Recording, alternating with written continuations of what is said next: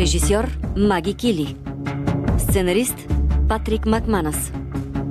С участието на Джошуа Джаксън, Грейс Гъмър, Кристиан Слейтър, Алек Болдуин и други. Филмът е обработен в Андарта студио. Преводач Вера Генчева. Редактор Милена Павлова. Тон режисьор Мартина Терзиева. Режисьор на дублажа Чавдар Монов. Ролите озвучиха артистите Христина Ибришимова, Даниел Цочев, Александър Воронов, Виктор Иванов, Гергана Стоянова.